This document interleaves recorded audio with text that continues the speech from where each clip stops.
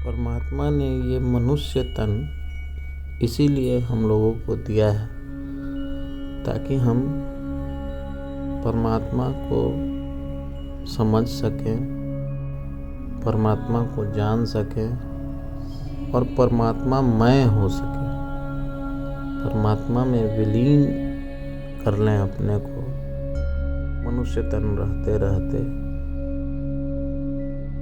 ये परमात्मा ने हमें एक अपॉर्चुनिटी दिया है ये तन देके।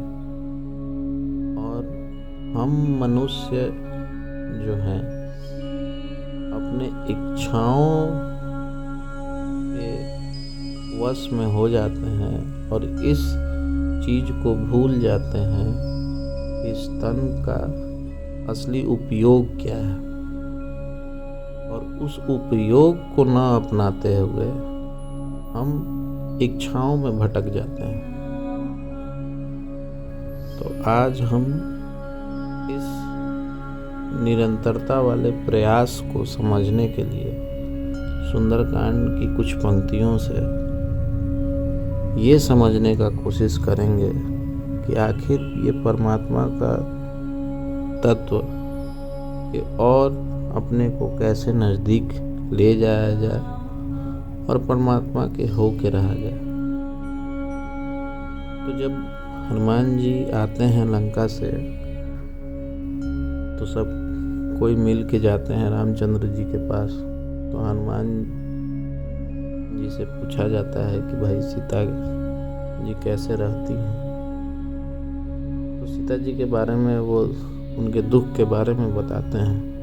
उन्हीं हनुमान जी के शब्दों से सीता जी के दुख भरे एक्सपीरियंस को समझते हुए हम अध्यात्म की कुछ गूढ़ तथ्यों को जानने का कोशिश करेंगे। तो पंक्तियां हैं, सीता के अति विपत्ति विशाला, बिना ही कहें भली दीन दयाला। सीता जी की विपत्ति बहुत बड़ी है, हे दीन दयालु, वह बिना कहे ही अच्छी है।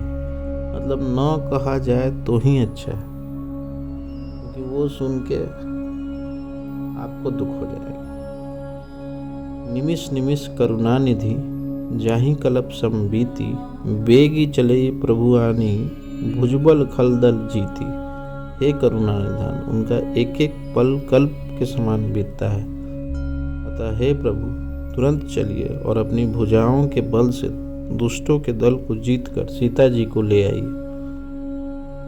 सुनी सीता दुख प्रभु सुख आयना, भरी आए जल राजीव नयना। वचन काय मन मम गति जाहि, सपने ही बुझाई विपत्ति की ताहि।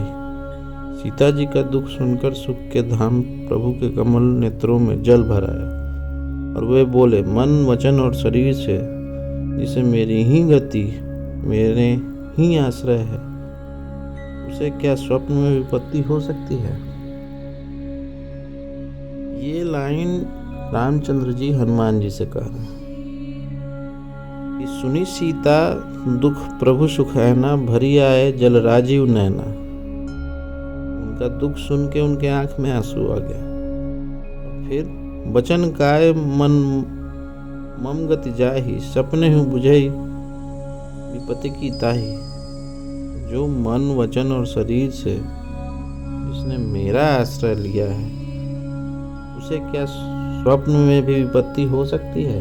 ये क्वेश्चन हनुमान जी से रामचंद्र जी ने किया। तो हनुमान जी ने क्या कहा है, कह हनुमंत विपत्ति प्रभु सोई, जब तो सुमिरन भजन न होई। एतिक बात प्रभु जातु धान की, रीपु ही जीतिया ना भी जान की। हनुमान जी ने कहा, हे प्रभु विपत्ति तो वही है जब आपका भजन स्मरण न हो। हे प्रभु राक्षसों की बात ही कितनी है, आप शत्रु को जीत कर जानकी जी को ले आएंगे।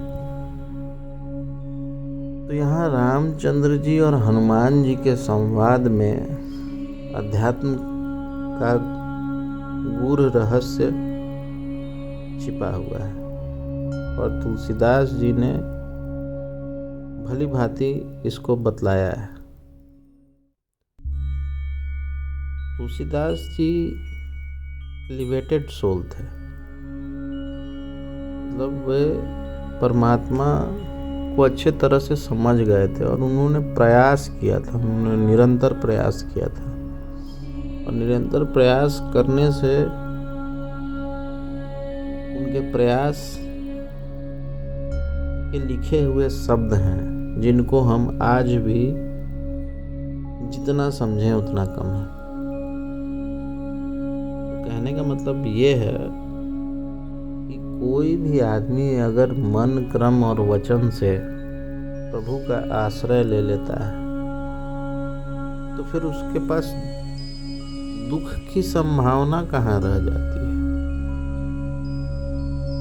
कोई क्लेश नहीं रह जाता है। वह without fear, without anxiety, without depression वो आनंद में रहने लगता है। क्योंकि आप जब आश्रय ले लीजिएगा उसका,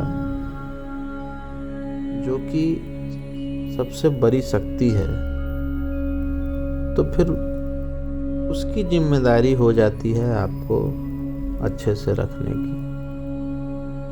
लेकिन पूर्णतः आश्रय लेने के लिए आपको मन, क्रम और वचन से प्रयास करना पड़ेगा।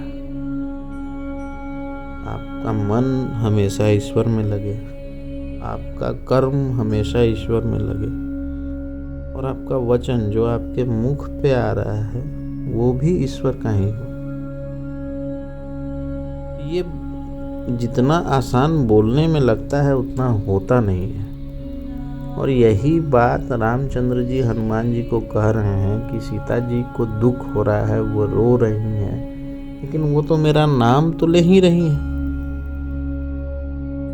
तो ये हनुमान जी से वो क्वेश्चन कर रहे हैं कि तुमने जानकी जी को देख के ये चीज सीखा कि नहीं सीखा। तो संसार में जो ये दुख व्याप्त है, जो लगता है कि हाँ इसको दुख है, तो वो आदमी उस मनुष्य उस घेरे में जकड़ जाता है। वो जंजाल, जो सांसारिक जंजाल है, संताप है, उसमें फंस जाता है और वो समझता है कि इसको मैं दूर कर लूँगा तो मैं सुखी हो जाऊँगा।